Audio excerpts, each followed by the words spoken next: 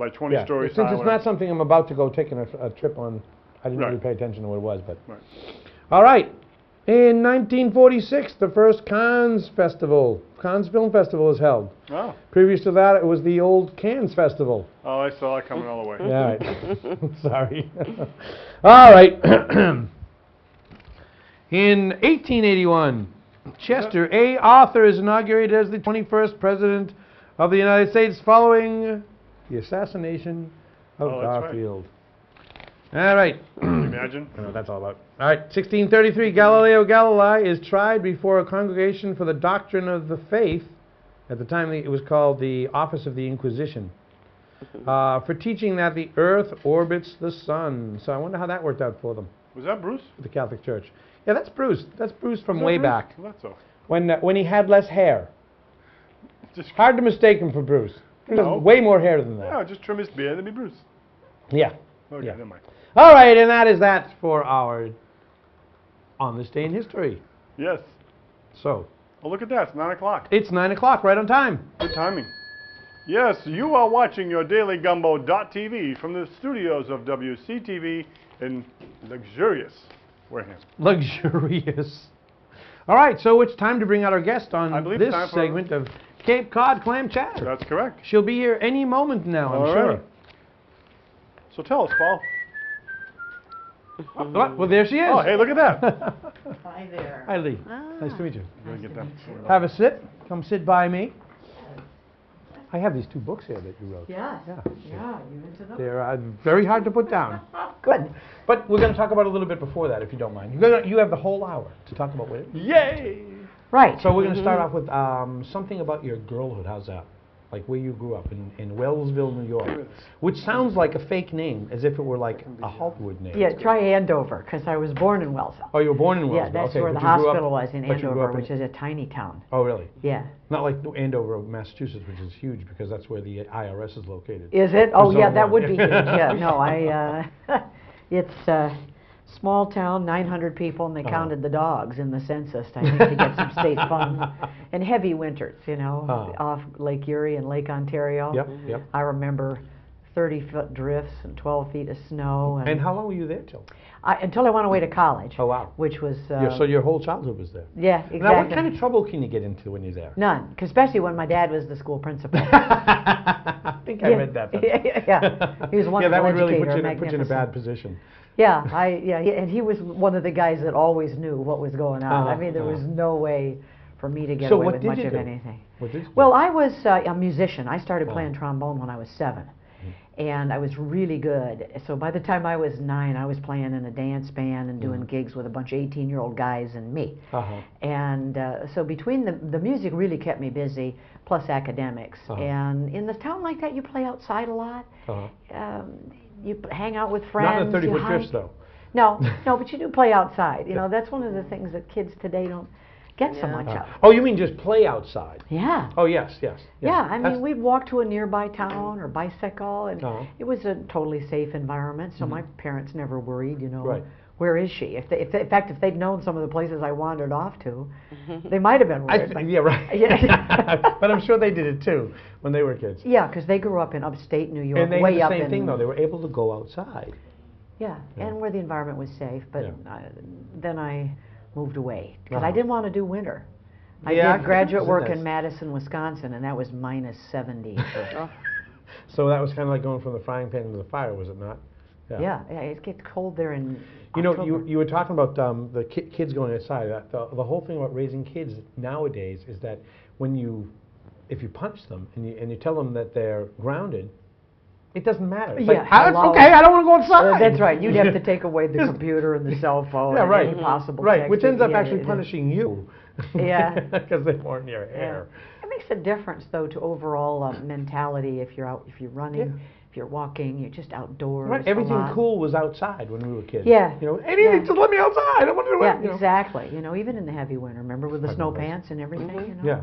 Snow pants, going out with your coat like this. Oh, yeah, I'm going to make a snowball. Yeah, but I love that. And that part, so I'll go away, though. If I want to do a little winter, I'll find a winter environment and go to it. But I live in Montana, and Where I live is pretty mild. Uh-huh. It's not, they call it the banana belt. It's on the West Glacier Park area. Uh-huh. So we do not get a lot of snow. Up in the mountains they Oh, do. really? And We they don't get a call lot it of the snow. banana belt? Yes, because I'm right south of the Canadian border, Uh-huh. but there's a section that arcs almost shaped like a banana through northwestern Really? Montana. I can't believe I've never heard Very that. temperate. The Indians grew tobacco there, so that'll tell you it's kind of like North Wow. Carolina or Virginia. Yeah, yeah, yeah. Oh yeah, very mild. A little And bit it's of on snow. the, on the west Western side? slopes of the. Wow. Yeah, see, what most people don't realize is the Rockies cut right through Mhm. Montana. So the western slopes would be more like the Pacific Northwest weather Right, patterns. right. Wow. Yeah, it's beautiful. But I didn't know Oh, about that. man, it's gorgeous. And I went to Catholic school where they used to make us draw maps of every state every year. Draw Yeah. maps of every state and write down what their, or make little pictures of what their major exports and imports and that kind of stuff was. Yeah, which and is, capitals. That's not done anymore. Capitals, yep. Yeah. Yeah, I remember, what was it, the capital of North Dakota. Nobody corrected me about it. I think it's actually Pierre.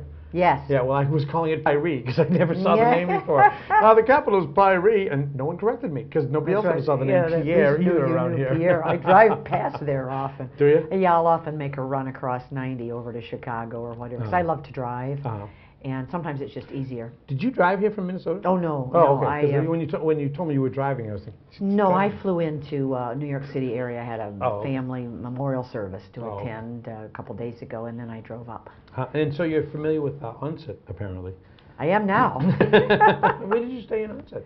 I'm in a little inn called the Gin Inn. Nice Oh yeah, place. I know where that is. Yes, Virginia. Nice place, lovely people, and Yeah, it's right on the I've water, met and the it's people that very run cool. that. Yeah. They're actually, we're probably going to have them on the show at some point or another soon. Are you? Yeah. Yeah. Good. Yeah. Yeah, they run a nice place there. Good. And I just stumbled on it. Uh-huh. I found it on MapQuest, although MapQuest directed me to the wrong street. They're on Water. Uh-huh. They put me on Walter. And it was perfect directions. It's almost the right, same thing. Yeah, perfect directions yesterday, right into the gravel driveway into Uh-huh. somebody's backyard. And I said, I think this is not an inn, even by small standards, Yep. on the water That happens in a lot in small that town. area, too. Yeah, and they said, yeah, but other than that, MapQuest directed them very well. So I'm glad you guided me through Right. how to find here. My bet was that you came by here and you saw the building and said, that can't be it. No, I missed it because I came to the end, Uh-huh. but it was getting dark already, and Uh-huh. I couldn't see any numbers. And then I was in the right-hand lane, so I went around to the I see, right I down see. here rather than to the left. But I probably still would have missed it as Well, it was getting the dusk. paint job is a bone of contention here in the town. I bet. Because this is a historical building. It was the original town. Well, it's not the original. It was the second town hall that they Yeah. built. And so getting it painted is like a nightmare. And so I just call it the legacy paint job. Yeah. We painted it this way intentionally, so it would look historical. And it's the ugly building on the outside with the creamy fun-filled center is what I call it. So Yeah, the Fun-Filled Center. the Okay. fun-filled center. Right. Well, somebody will paint it pretty soon. Someday. Yeah. Well, it's a lovely section. Oh, it is. Yeah, it is. with the park across Yep. the street. Yep. And it's a nice building. Yeah, and lots of people hang out in that park. Yeah. It's a nice Good. place. And obviously the inside has all been redone. Yep. Cool. Yep. State of the art digital studio here. Yeah, she was telling me with robotic cameras Yep. and everything. Yeah. Yep. They're scary though. That's why we have robot insurance because they can take over. Okay. All right. Well, I'm prepared. So you left Andover. So you left Andover and so you went to college. Yeah. What Grove City what College. ensued there? Is Yeah, that that's when why you I switched decided- from pre-med to acting. Okay, that's where you got the bug. Oh, yeah. Uh-huh. Yeah, I had been doing theater and because I was a musician for such a long Mm-hmm. time, and I had done a little bit of acting when I was in my small town, but it was a small town, so there Uh-huh. was a limit to what you could do. Right. And then I had the opportunity to play Hedda Gabler in my first year Oh, in really? college. Wow. And that really did it because Uh-huh. I knew I could handle I it. had That's to do as tough a costume role as- design for Hedda Gabler Did you? in college. Yeah. Yeah. But I'm sorry. Yeah, no, it's fine. But that's a tough role, and Yeah. I knew I could handle it. So I switched from pre-med. One of my brothers is a famous surgeon. I was going to do the medicine route as well. Uh-huh. And I just overnight called my advisors and said, I'm switching my major. Wow. On Your dad in- must have been. He was not too happy. Yeah, I didn't think so. Yeah, he tried a few things to get me to go, but I stood toe-to-toe with him, you know. And Uh-huh. I said, Dad, you raised me to know my own mind and make my own decisions. Uh-huh. I've made one. And he's thinking, damn it, what did I do that for? Yeah, he went quiet. What's And I wrong later with me? found out years later from my mother that the reason he didn't say anything further was he was waiting until he was coming down to the college where I was receiving an award. Uh-huh. And he was going to get my chemistry, who was the head of the department and head of my committee, he was going to get that guy to team up with him to persuade me. Aha. But when he went to see that guy, the guy said, well, we will really miss her. She's very bright. We're really going to miss her, but I saw that play, and I can tell you that she can do this.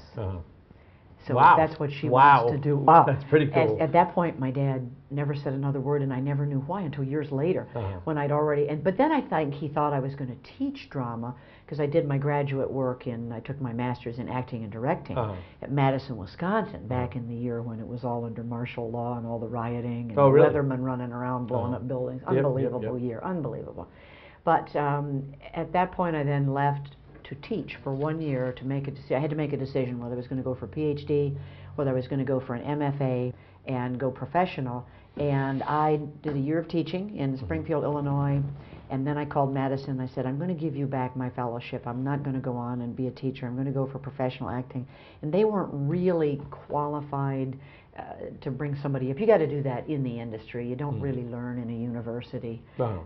Typically, yeah, you got to get in it. You got to the first couple of months working in really any profession, you're going to learn much more than what you've learned in college anyway. Yeah. So, and then given the weather in Madison, I was going to put my husband through law school, and he decided to go to Southern California. We both had it with winter, so instead of going to New York to go into theater, I ended up going into L.A. and went into films and TV. Which apparently didn't work out too bad for you. Yeah, not too bad. Yeah. Not So too bad. tell us what it's like living in Southern California. The people around here aren't familiar with that. What's it like living in Southern California with that kind of, I mean, it seems to me, and I could be wrong, but it seems to me it's a place where people run around with their hair on fire all the time. Yeah, it's a Is pretty it not? fast-paced environment. It's very, very spread out. It's a very different environment today than it was when I got there. LA in the 70s was a pretty cool town. You know, the Malibu lights, and not everything had spread out. There were still lots of orange groves, and it's a very cool place. But it's always busy because of the freeways and just the sheer population. There are, I think, 34 million people or something like that between LA and San Diego in that whole sector. I think there's about 17 million in the metropolitan Los Angeles area, but there's not a lot of tall buildings. So it's all very low and spread out. Lots of different ethnic communities and so on.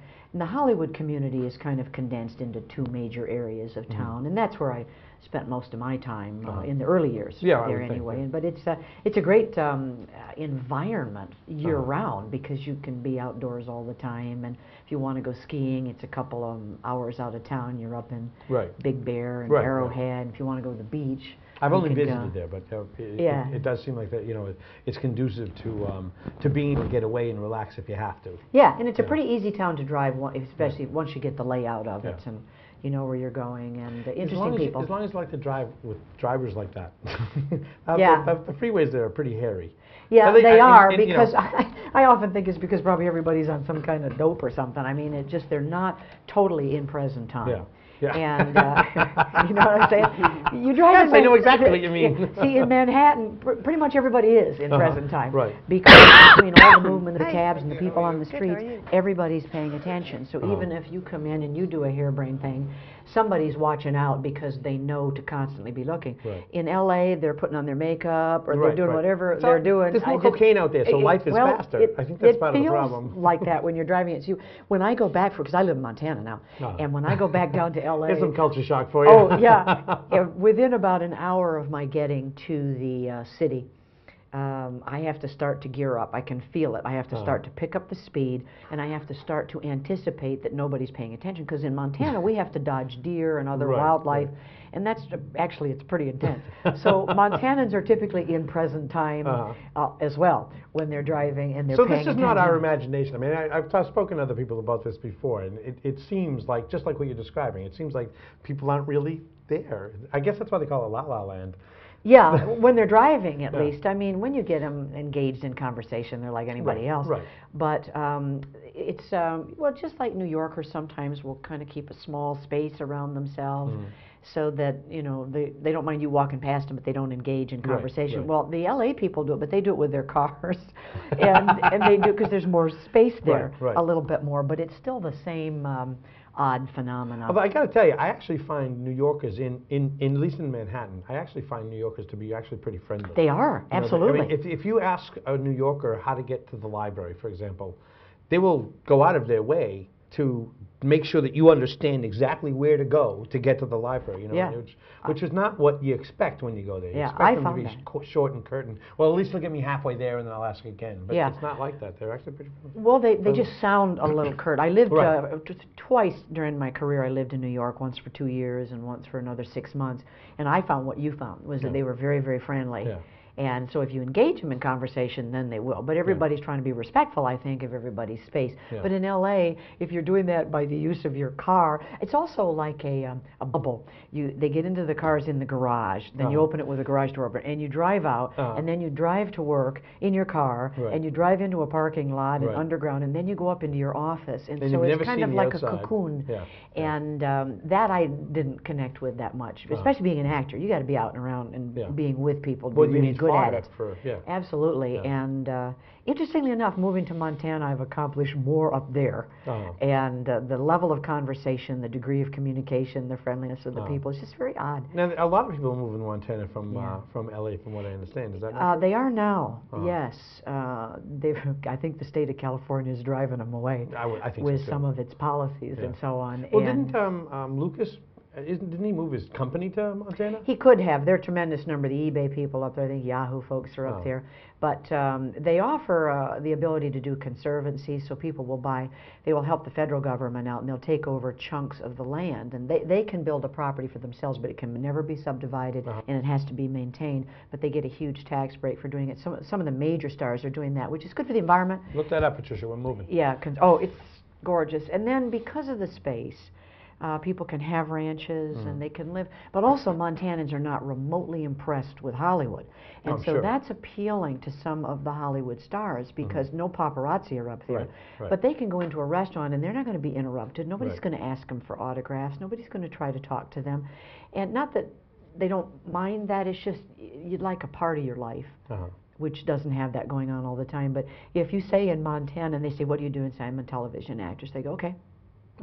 And the conversation stops right there. I mean, it's like they have almost no interest in it. Because they're I don't know what else to ask you. Yeah. Well, and they might never even watch it. They're not that big into television. There's a lot going on in Montana that's natural, and they're out doing all of that. Right. Thank you, sweetie. Yes. Isn't she great? Yes, she is. I got her taking pictures and everything. First thing I said is, people called me this morning, both publicists. So tell us a little bit what it was like. I mean, Days of Our Lives. That was that was like your longest running television show, was it not? Well, no, I was the longest on Matlock and the longest on Hill Street Blues. About 3 seasons with each of those. But I wasn't in every week. But same with Days of Our Lives. But I had an ongoing evil psychiatrist that I was playing on Days of Our Lives about a decade ago. Evil I think. psychiatrist. Oh yeah, yeah. That must tie into part of your book. Oh, we'll totally talk about delicious, that. isn't it? Yes, it was. It was. Yeah. To be honest with you, I could not read the second book because I could not put this one down. You know, but usually, just so you know, usually what I do, because I get so many books that I have to read, because we do a number of authors, I thumb through and try to get some feel for the book. I had to read the whole thing. Oh yeah, that's everybody's finding it, that there's a journey you're making in this one. Yeah.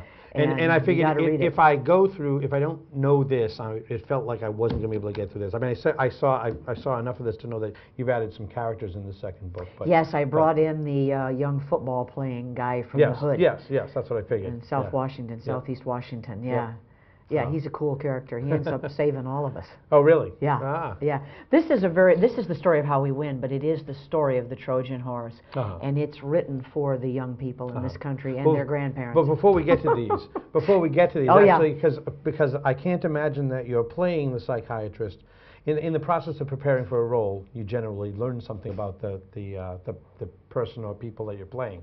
So I'm assuming that the evil psychiatrist must have something to do with this at some point or another in the because I know that one of the things is that you mentioned in I think it's the foreword of the second book, is that people always ask you, how did you make a connection between your acting career and writing, and then making these predictions that you made. Yeah, that's a different story from the question about Days of Our Lives. Oh, okay. Yeah, do you want me to well, talk? Well, let's talk a little bit about Days of Our Lives, because I think people around here will be interested in knowing what that's like. because they might even recognize me from that. Yeah, right. And the voice. Well, let's see. The minute I heard your name and I found out that you were in The Creator, I said, I know exactly who You she know was who in The I Creator. am, yeah. That was a great movie. I really liked Yeah, The Creator. thank It's you. in my list of top 10 movies, actually. Yeah, it was a great film, and they actually filmed an even greater movie, and the director, Yvonne Passer, has back cover quotes on both of my books because he's a guy who escaped from behind the Iron Curtain, and along with Milos Forman, and I got to know him. I didn't know Milos Forman escaped. Yes, they did. That would make a movie in and of itself. The two of them. So would these, but this. Oh yeah, we're very close on a movie deal with this. Excellent. Yeah, but in any case, Creator with Peter O'Toole, we got a lot of time together because Peter O'Toole is a fantastic actor. We worked very well together. But his emotional, he's either at A or he's at Z at that time in terms of emotions. And the producer was really upsetting him. So there was a lot of times when Peter O'Toole was in his dressing trailer and wouldn't come out, and we had downtime on the set. Really? And all my stuff was with him. So I had to wait, and I got to know this director probably better than any other director I'd gotten to know. And we stayed friends ever since because of his journey, how he escaped with Milos Forman, what they were doing. And then I had a... wait a minute. They escaped together? Yes. Oh, wow. They were doing a film in Czechoslovakia at that time. And the government had given them approval. Their original script was a propaganda movie, and the government refused that script, and they approved a later script. But when Milos and Yvonne started filming, they were filming the original script. And someone turned them in, and literally in the middle of the night, they got a phone call. They're coming for you now. You must leave. Don't dress. Don't take your families. Nothing. Get out. They fled in their pajamas across the border into Austria, and they came through the mountains into Austria. They were safe housed there, literally abandoned their families. They were then moved to France and ultimately came into the United States, and they both have good careers here. And then years later, Yvonne got word that his son was going to try for an escape attempt. And he went in and kidnapped his own son and brought him to the United States. And, I mean, he's an amazing guy. another movie, right? Oh, yeah, totally. I said, someone ought to do that story of you and your life, because people in the United States, especially we're talking about Generation Y, whether they're high schoolers or college or in their 20s now, there is so much of world history that they don't know simply because they didn't live it, as we have had the opportunity to. And even if we weren't world history students, we lived through a lot of this. And I think we understand some of the issues a little bit better. Yeah, I think it's a double-edged sword, though. I think Generation Y, the thing is, that by not, and I'm not defending not learning history, because I think that's a sin, but on the other hand, the plus side of it is that I think that their generation is much more accepting, much more tolerant of the differences of other people than our generation was. I mean, and let me just say, I think our generation did actually a relatively good job at learning to tolerate. I think our parents' generation didn't learn to tolerate. They learned to put up with, and it's always been an annoyance. I think that our generation doesn't think that people's other opinions and other beliefs are an annoyance, but we've learned to tolerate them. That generation is just there. They don't question it at all. And that's the double-edged sword. It's cool to be tolerant of other people's beliefs, but when other people's beliefs, like what you have in here, are their belief is specifically to destroy another group's beliefs. That's right. In you, in particular. Yeah. It's not something to be tolerated. It's something that you have to work against. Well, it is. And you got to at least try to negotiate. And if you can't negotiate, you're going to have to do something else. That's just the way exactly. it is. Well, I think you're right on top of it, though, of why they're the target and why they're the solution, is that they are open. And there's a brightness there, and there may be an undereducation, but they have the same brightness and ambitions. I just think they know. As any other as human all beings of us always do. have. And I just think they know that they've been conned a bit somewhere along the way. And I think I think they know do. that. Some of them do. But there's potential there. But there also have factors introduced to their lives and existence that we didn't have to deal with. But that's why in the White King Rising, it is about that generation, because it's that openness, and once they start learning and maturing, that as they acquire their own wisdom, especially if it's combined with some knowledge, they would be a greater threat because they will secure a different type of freedom. They become a threat to an opposite force that wants to enslave. Well, I think so they would have to be taken down, and that's what the purpose of this is. In the first book, Dwight King and the Doctor, you actually mention, well, actually, you have the terrorists speaking about goodness and freedom, and the thing is, they use those terms that when Americans think they're being good well, actually, let's forget about goodness for a second. Just talk about freedom. I think basically the bottom line is that they talk about the fact that America sees its freedom as its greatest strength. I think the part of the problem here is that Americans don't know what it is. Exactly. If you go on the street and you ask someone what it is, you'll get these kind of like heartfelt half answers that don't really mean anything. If you were to say, look, I want you to go home, I want you to think for a little while and give me an answer, they will be hard-pressed to come up with it. But I think they might actually come up with an answer. But for the most part, I don't think people really have an idea of what freedom really is, because we let it go so much. I mean, you know, these things all of these groups that we are being told by certain, you know, parts of the fifth column that we should hate. We should hate Muslims. We should hate gays. We should hate lesbians who aren't porn stars.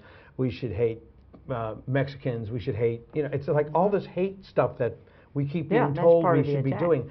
Those things, when you are opposing all of that stuff, the tolerance of some of those things, gay marriage, for example, that is you saying, I don't want to be free. I don't want that freedom. I don't want that freedom to do what, you know, I don't want to support other people's freedoms. I just want what I want. That's not freedom. That is plain unadulterated selfishness.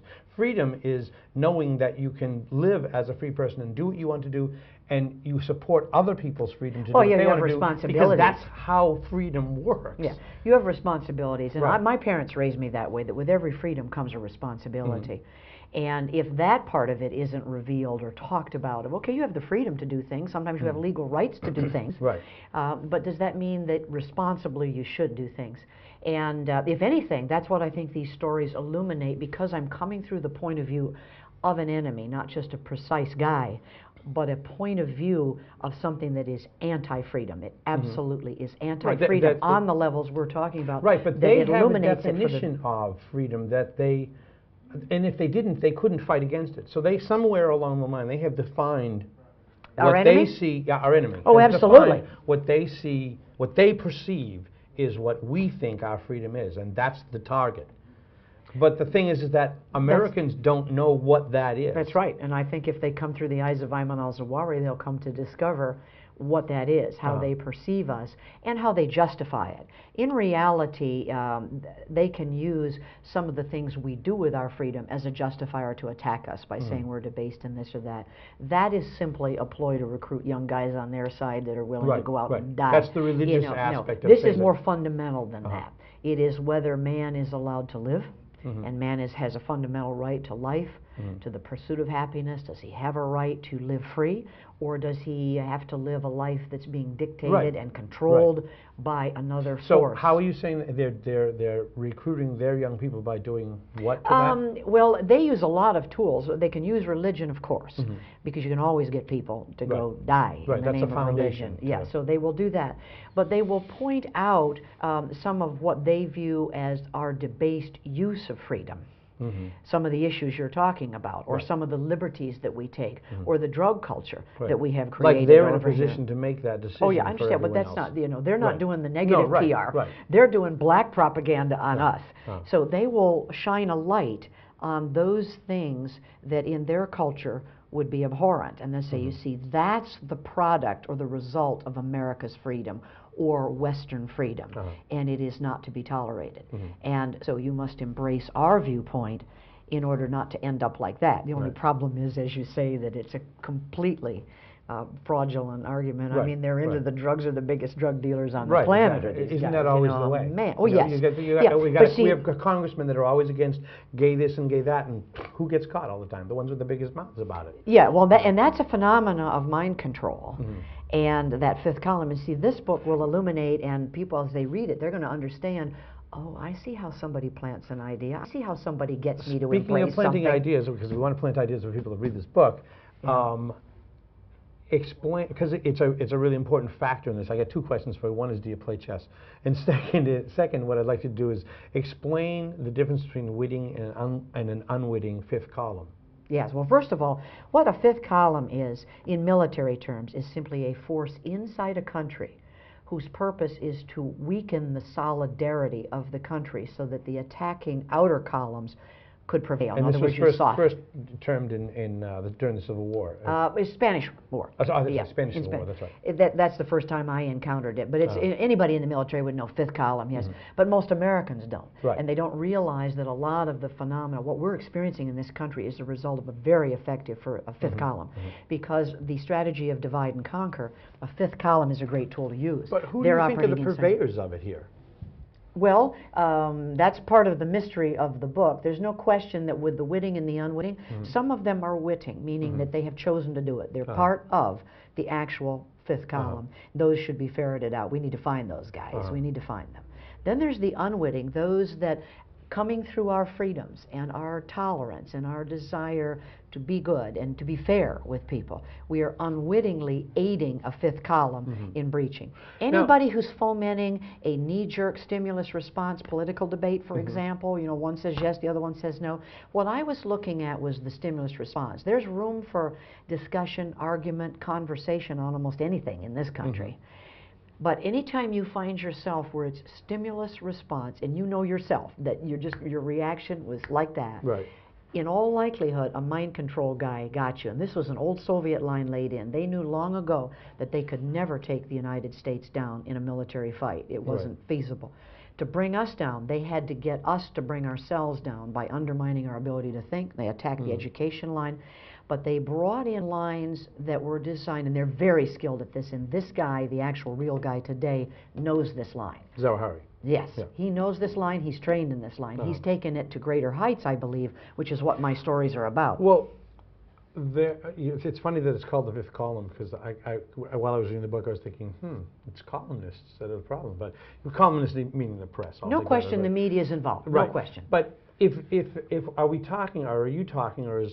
But let's just talk about the book. Are the characters in the book talking about that there is a specific person that is leading, you know, a person who has wittingly become a fifth columnist,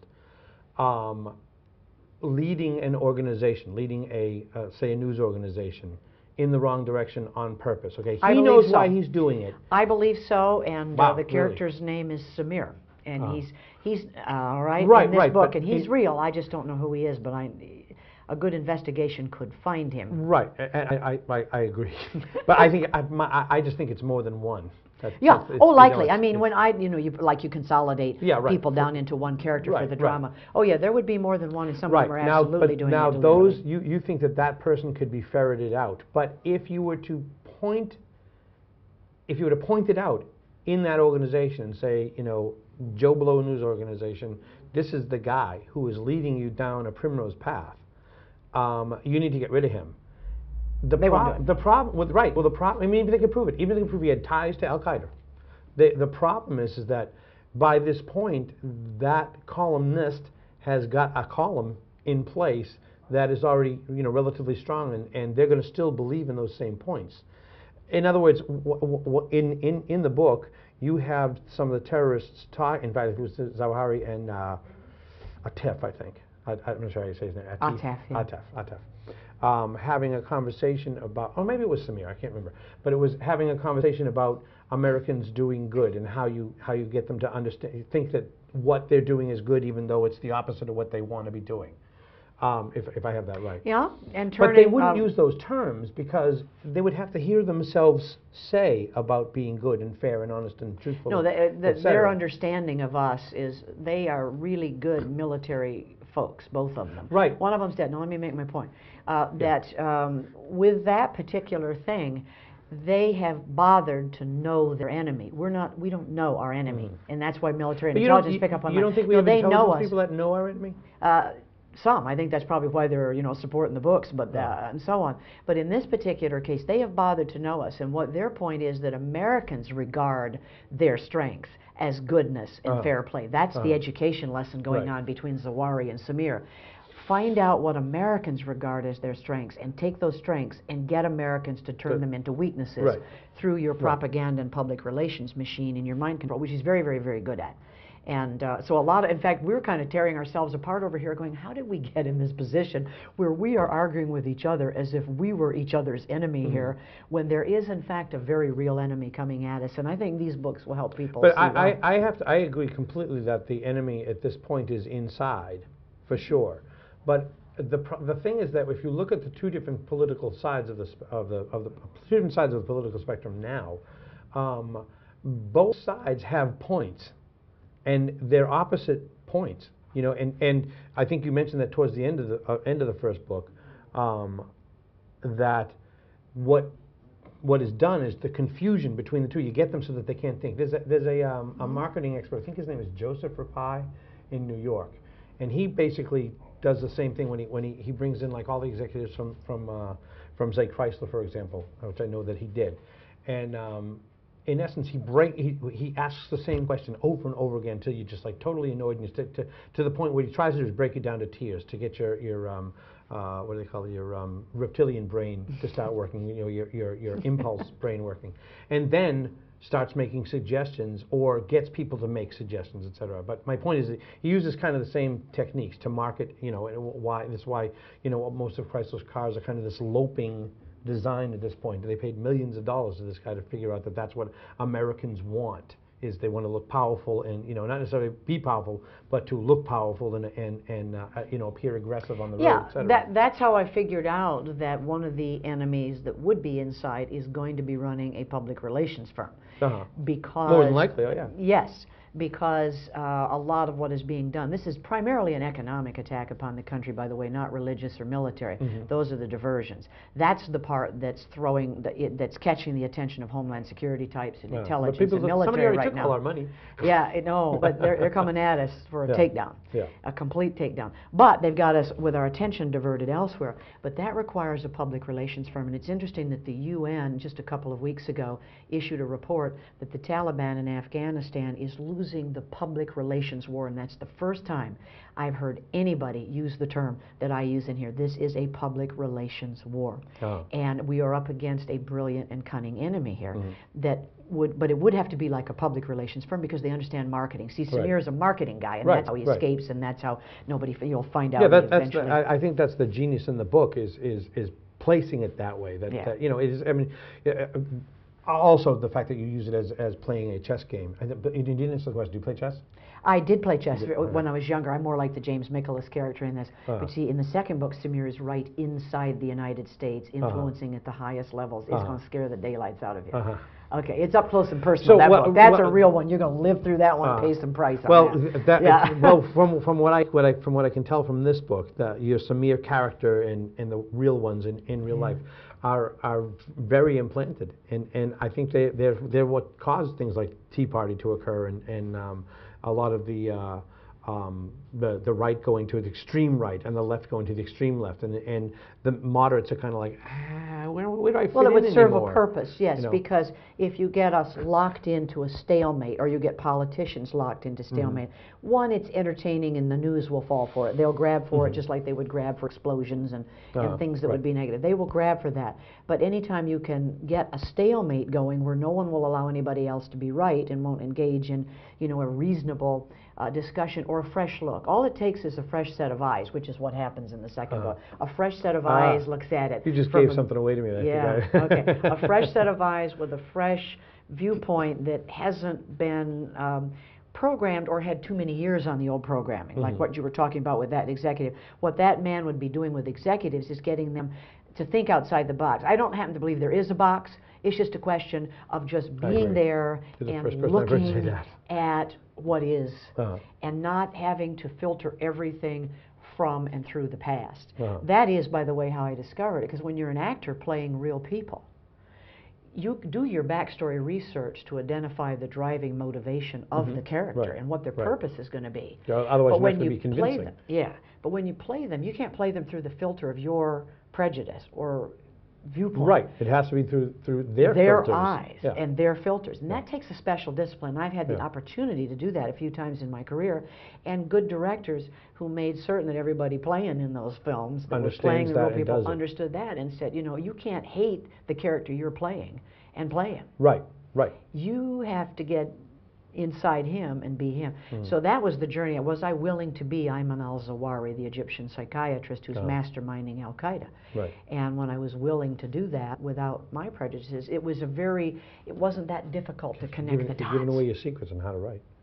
I don't mind telling people how to write. Few people will do what I did with this. So they can. I'm perfectly willing to talk about how I write. Just teasing. We have to take a quick weather break, and we'll be right back with Lee Kessler. Hi. Hi, everyone. Well, in the wake of a weak cold front, a mostly sunny and windy day is in store across the region today. Rough surf and rip currents will continue on the Atlantic side as Hurricane Igor moves northeast away from Bermuda. Tonight will be clear, moonlit, and colder. High pressure will provide a nice day tomorrow with a mostly sunny sky. For our extended forecast, a southerly breeze will bring warmer air into the region on Wednesday. Expect a partly sunny sky as the next week cold front approaches from the north. Thursday will be a bit cooler in the wake of the front with a mostly sunny sky. Friday will be partly sunny and nice with temperatures running close to normal for this time of year. We do have on Thursday night and Wednesday night a 30% chance of showers at this time, but the days are looking really good. So enjoy the breezy, sunny days that we have this week and get out there and ride your bike, go out, work in your garden, do what you got to do and enjoy it while we got it. There you go. Yay! Yay! That's right. All right. Yay. We're back with Lee Kessler, star of stage and screen, and author of the White King and the Doctor series and White King Rising. So where were we? We were talking about your writing technique, where you got the wherewithal to put yourself in the mindset of these terrorists, and because of that, some of the things that have happened when you wrote the book have actually occurred. They were Quite a few. kind of predictions. It was kind of this in fact, I didn't realize this, but just so you know, I want you to read the last thing that I put here was prophetic on my note there. Right. And then I read the beginning of this, I believe, and the word prophetic came up as well. Oh yes, because this one just launched. Uh-huh. But when we were doing our first pre-launch book signing, that was the day of the Fort Hood shooting. Mm-hmm. But also, as you're getting into that one, you're discovering what's going on south of the border there, and that had been written before anybody was talking about that. Uh-huh. And this was a journey I didn't intend to make. The fact I had no intent. Arabs a long time ago, the Arab terrorists a long time ago knew that they could get away with looking like Mexicans. Like, wow. So true. Yeah. These are obvious. But I mean, people are saying that now, but you said this a long time ago. Yes, exactly. I know there are other people reading your book and stealing your lines, one or the other. No, it's fine. But that's what happened for me. I was looking at this, why are we, at a time when we should be united, why are we dividing on all kinds of lines? We were for like 4 or 5 days afterwards. Did you notice that? Yeah. That was actually kind of fun. It should have been a lot longer than that. Yeah, right. It should have been a lot longer. That's what disturbed me. My generation, with the kind of life I've lived and the commitments I've made, I said, that's disturbing me, and I began to look. Mm-hmm. And that's when I remembered something that this director had said about how America was being cooked, and being cooked from within. And I remembered something the Israelis had said after 9/11. It came out in a New Yorker, I think. I think that's where I read it. Back in the 90s, they tried to warn the United States that Ayman al-Zawahiri, they regarded as the most dangerous man on the planet, that he was brighter than anybody they had ever faced. Their analysts could never figure him out, and they didn't know what he was going to do. And if we ever got him, we should kill him. Do they know what he looks like, really? I mean, I went online to get the pictures. Are they sure that that's what he looks like? Well, it's. I mean, your proposal as to what he's done. I so took that it no a one clue knows. from them. They said they didn't know what he looked like because these guys do work with plastic surgeons and so on. But I went even farther. So then I went to the FBI. I said, perked my curiosity. I said, how could they not know what he looked like? We've all seen pictures of him. But I'm aware that war is deception. I have a kind of a natural. Right, because they do have that same picture that everybody knows who looks like with the turban on. So I went to the FBI site, and there's a glaring something missing. I call it an omission. There's something missing on the FBI site that should be there, and I went, and that's part of the mystery of it. I went, oh no, because it's part of the mystery of the book here. I went, if that's real, I need to look at this guy. And now I picked him. Why my analysis, I think, is catching. everybody's attention now and rising in the intelligence community, and a hope inside our government where they could actually do something about it, is that I decided, instead of trying to analyze a category like radical Islam or terrorist group or even Al-Qaeda, I said, no, all of those things, including the Nazis, including what the Soviets did, they're all driven by individuals. And if, in fact, he is the mastermind of Al-Qaeda, then he's influencing and directing all of Al-Qaeda activity.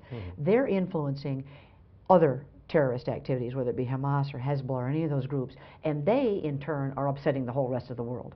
So I decided to approach that man and do the type of character analysis I would do if I were going to play him, or if I were going to direct the actor who was going to play him. And when I did that, all of a sudden, different things started to emerge that either we were not aware of or we weren't putting attention on. So in other words, if I understand you right, what you're saying is that you decided to get inside the guy and not hate him while you were writing about him. You were being him as best you could. Now, he's pure evil, but he has his driving purpose. I said, if I've got it right, that will explain everything he's done in the past, but I can also predict what he will do in the future and what I'm likely to see as it plays out in the world. That's when those things started to happen, and I went, oh no. Doesn't the intelligence community have people that do that? I thought that was no, part of the they do, but I think I'm the only one that's approaching it on the guy, analyzing it through the point of view of the guy. They're doing behavioral analysis. That's statistical data. And you work that on an unknown. If you don't know who they are, you work through the statistical data to say, no, they're likely to act like this and look like this. But that's how you would find them. Yeah, that's how you would find them. We know who this guy is. So I said, I'm going to come the opposite. I'm coming 180-degree opposite direction, and can I get at it? And when it's a great way to approach a book, for sure. Yeah, exactly. Well, it appears to be the great way to approach this, because most of what is in these books has already happened now or is happening, and you better pray that the rest of that book doesn't happen. And so that's why we're pumping hard now to get the awareness up on this, because the intelligence community will call people from it and they'll say, we can't, this is all true, we can't tell what's fact or fiction. Or they will accuse me and say, you have to be deep in the intelligence community. Either who is your source, so deep they're almost in the cave with bin Laden or Zawahiri, or you are. I say, do I look like I could wander around in Afghanistan and Iraq, that anybody would talk to me? You look pretty fit to me. I mean, fit, but hello. So they're sort of getting it. And but they say then we got to read these very, very carefully. If you actually did this through analysis. I said, yeah, you had all this data in front of you, but you underestimated or undervalued just like when background. you have the character in here. You know, it's like if he comes to the answer and they don't want the answer. Which begs the question, why would you not at least check the stuff? I mean, I find, to be honest with you, I don't know if you know, I personally believe that our justice system has already caved and it's a joke. I don't think there's practically no justice in this country at all. Most of the rulings are based on agreements between lawyers and the policing agencies long before any cases even get to them. They already know how they're going to rule on most things, and do. And particularly family court is just a total joke. But I mention that because it seems like the intelligence community does the same thing. It's the same disease. We don't, it's called fixed somehow ideas. or another, we don't want to actually find out the answers, because someone, somewhere, has an enticement of their own that they're using as the basis for the way all outcomes should occur. Like, for example, I don't want to give the book away, so I'm trying to say this without saying the cap. But in the end, the answer that was found was, just basically dropped, and then that whole group goes away. Well, you see, that's a function of human nature. I've been a student of human behavior for a long, long time in a variety of areas and had opportunities. It's not a sinister thing, but it is a way that an enemy. It's group dynamics. It is a way that we can be compromised. Well, everybody needs to be right about things, and when an environment gets created where you can't be right, then we tend to lock in on fixed ideas or fixed viewpoints. And that's a lot of what's going on. This enemy is just clever enough to know, let's set it up so that you can't be right unless I'm wrong, and I can't be right unless you're wrong. And that the environment becomes dangerous. And so we're in a war that they can't lose and we can't win. That's right. And in a no-win situation like that, then people they get really frustrated and aggravated, and they just lock in on fixed ideas, which is why books like, Who Moved My Cheese become kind of necessary in economic conditions and so on. That we tend to live our life, well, I handled that, I don't want to examine it again, but my point is we got to examine everything. Well, I got a question for you. Don't you think, and this is just conjecture, I'm looking for a conjectured answer. Don't you think that after we got caught with our pants down on 9/11, wouldn't you think that some of those guys would be a little bit humbled and say, you know, maybe I should look in a different direction just this once, and maybe something might be under a rock that I've stepped on before over and over again. Well, it might be under that rock instead of on top of the rock. You know and what I'm saying? they may be, but not talking about it because the environment has been created, and that's part of the propaganda war, where they can't say it That's possible. without right, other risk and jeopardy. Very little has happened really since 9/11. I mean, there's been, you know, there was the shoe bomber and the underwear bomber, but for the most part, very little has happened. It's mounting up so more clearly, now. a lot of information Has been stopped. Oh yes, yeah, I get. Yeah. As far as that kind of action is concerned, the whole fifth column thing, another story entirely. Right. But as far as actual physical destruction of anybody or the murder of Americans, well, I very can tell little you has that occurred. Steve Luckey, the counterterrorist specialist who was kind enough to give me a back cover quote, I met him after the first book was out. He's kept me informed along the way of the number of things that have been thwarted, and it's pretty massive. Yeah, but see, part of the problem with Americans, and I can't blame them. You can't blame any group of people. And this is kind of a battle cry of mine. If we don't know the truth, we can't really act or vote with any kind of real confidence. Yeah, and that's the point of let's this. face it, every time you turn around, the government is lying to us. I mean, even with the oil thing. Look, hey, government. It's not even our fault, okay? You can blame and tell us the entire truth about that because you're not going to be in trouble. And yet still, I they know. wanted to keep the whole bloom on that fell to the ground, fell to the bottom. They wanted to keep that secret. No, you can't know. It's like, would you stop keeping everything a secret? Because I can't make a decision when you do that. Yes. Which is Well, intentional. yes, that's intentional. I think that's presumptive that we're not smart enough to be able to handle it. Right. That's false. So those things that have occurred that you're saying that he's told you about, if I don't know about them, then why would I believe the truth since you've lied to me so much? If you tell me they occurred on election day, why am I going to believe you? Right. You know, and that's what they tend to do. Now you're at the point of why did I write books instead of joining the government, you know, or going straight to the government, because I knew that they probably couldn't see it or wouldn't see it, or if it didn't serve another purpose, which is all part of that attack line. See, I was just trying to get above it, out in front of Zawahiri, and get above it and look down at it on an altitude. And I'm not hostile to our government.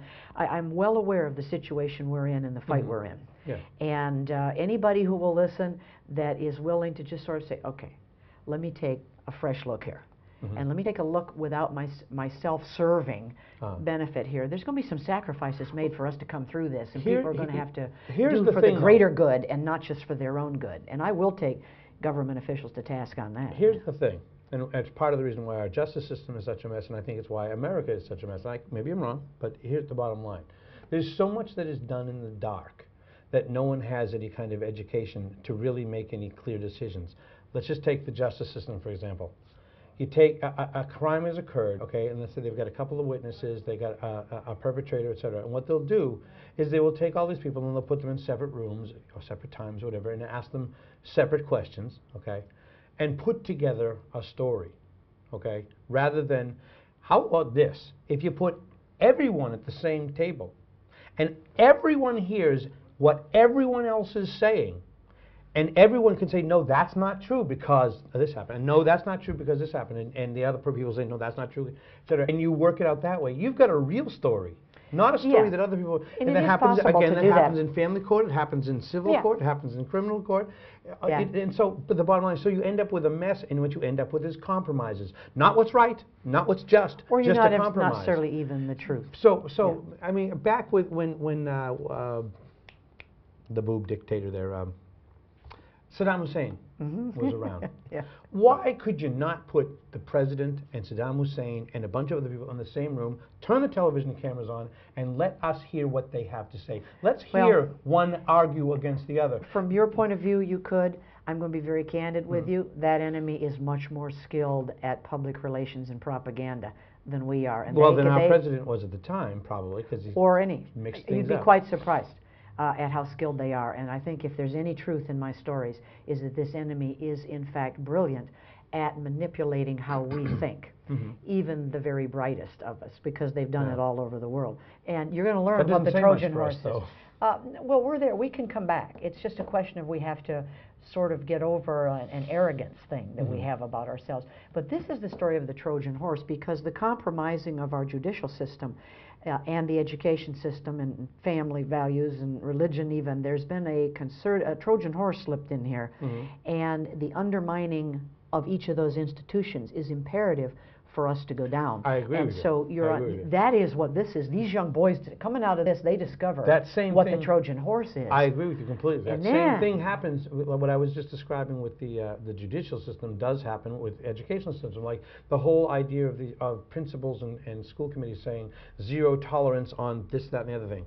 You know, on any kind of sexual harassment or bringing weapons to school, etc. Now, the thing is, when we were kids, if you brought a pop gun to school, you brought a pop gun to school. They might have taken it away for the day, said take it home, don't bring it back here, etc. Now it's a federal, almost literally a federal case if a kid brings a pop gun to school or kisses a little girl, and 6-year-old kisses a 5-year-old on a cheek. And you go, that's crazy. Well, as soon as you start thinking that's crazy or that's nuts, you know that a propagandist and a mind control guy has been in there. That's right. And you're about to learn who they are and where they come from, how they're doing it. They've also done it to the principal and the Oh, absolutely. Yeah, it's the compromising of the system itself. Yes. But there's a how, and my books are about the how. Lots of people are aware of what's happening, and in some cases even who's doing it.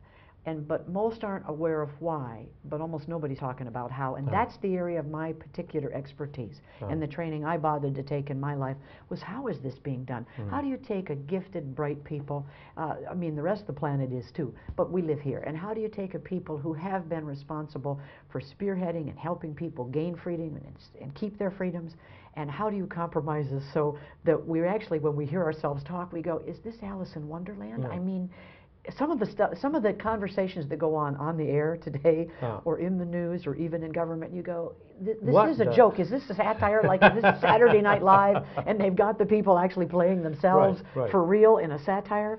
Especially coming from the entertainment industry, I go, that's a joke, right? I mean, you couldn't possibly be entertaining this, and you're scratching your head going, that is nuts. Well, that's the point where the American people need to realize, this ball is coming my way, and this baton, the ball is coming in the direction of Generation Y, and it is coming to a generation which I think is probably going to bring some fresher ideas to the table, providing they get some fundamental education on some things, and they realize that the Trojan horse is there. When I get the young people reading this, they when they come or they email or comment, they say, that is exactly what we're experiencing. And we knew that it was coming from somewhere, and we knew it was hostile. We just knew it. But nobody's saying it except here. The problem is the fifth column, even with this, the fifth column is going to discredit the hows anyway. What they're going to do is they're going to say, you have the how in here, and what they're going to do is they're going to say, well, that's not really what's going on, or that is what's going, but I'll leave that up to each individual reader to draw that conclusion. Like all of us, when we get something we feel is true, we know if it's true for us. So I'll leave it up to the reader to decide whether my analysis is better than the ones who come to attack it. Okay. All right, White King and the Doctor, White King Rising, two good books. I'll be reading this tonight. Two good books. I just finished this. It's a different story, very emotional, very personal. It sucks you in. It's creepy how true it is. Yes. And are you having a signing now, or? I'm not doing a signing, but Borders has the books, and I'm going to give them signed plates, so they will be able to get signed copies over there, or go to whitekingrising.com, and they can read more about the books and the stories and all kinds of things. But your local Borders here, the shipment was late coming in. Too bad. But I'll get them something. So because I know we have people here that would love to have some signed copies. Well, they'll be able to get them. You're going to sign these copies for me. Oh, right? yeah. Okay. It's been great being with you. It's fun. Yeah. It really was fundraising. It was scary, and I tell you, I have to say, and I don't admit this often. There was actually a small piece in here that actually brought me to tears. So, some part of the James and Andrew situation. Oh yeah, and more to come. Yeah. They're great characters. It was very good. They will make great movies. It was very good. Yeah, I can't wait till it comes out. Yeah, we're very, very close on a major motion picture deal. As a movie, or? No, I'll sell them as two separate deals, at least at this point. But we're very close on a major motion picture deal on the first one. It's a great story. Be in it. Yeah. It's really good. As long as I don't make you severe. Yeah. Oh, yeah. Excellent. Actually, I could be in the after. What are we talking about? That's right. All right. Lee Kessler, everybody. Lee, thank you very much for coming. It was great Great. talking with you. Great. It was a lot of fun. And you can pick these books up at Borders. Is the shipment in? The shipment's in now? We don't know. Should be. Okay, the shipment Should is be. in. So take a look at these. I think you'll have a great time reading them. They will suck you in. You will not be able to put them down. Thank you very much. All right. So Okay, what do we have for the rest of the It's been a pleasure, week? Lee. Nice to see you.